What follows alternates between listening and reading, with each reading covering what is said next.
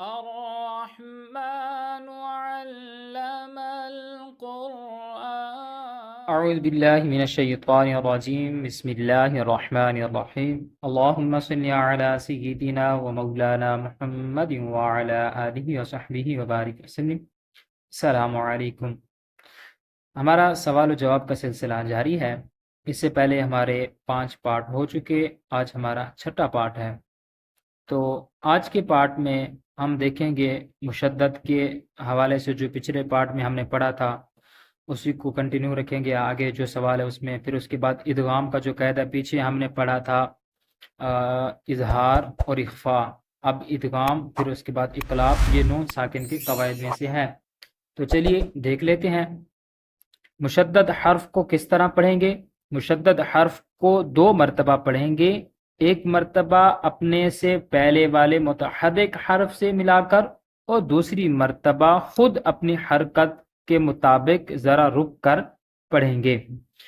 اب دیکھو جو مشدد ہوتا ہے وہ 2 بار پڑھا جاتا ہے، ایک بار تو اپنے سے پہلے والا جو حرف ہے اس کے ساتھ ملا کر، اور پھر دوسری مرتبہ وہ خود پڑھا جاتا ہے۔ مشدد ہمیشہ 2 بار پڑھا جائے گا۔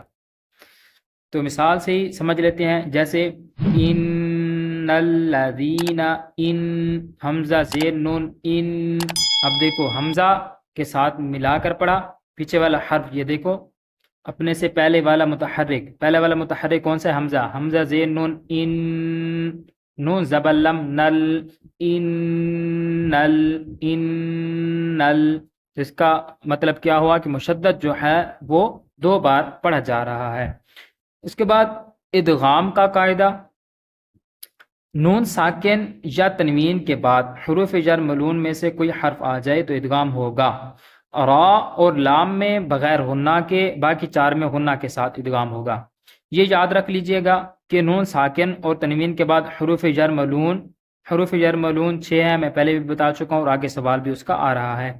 حروف جر ملون کے 6 حروف میں سے جو یا، میم، واو اور نون، یہ 4 حروف ہیں، اس میں ادغام ہوگا، اسے ادغام ہوگا، اور باقی جو را اور لام ہے اس میں ادغام نہیں ہوگا، اس میں ادغام نہیں ہوگا، را اور لام میں ادغام نہیں ہوگا، باقی 4 حروف میں ادغام ہوگا۔ حروف جر ملون کتنے ہیں اور کون کون سے ہیں؟ حروف جر ملون 6 ہیں، اور وہ یہ ہیں یا، را، میم، لام، واو، نون۔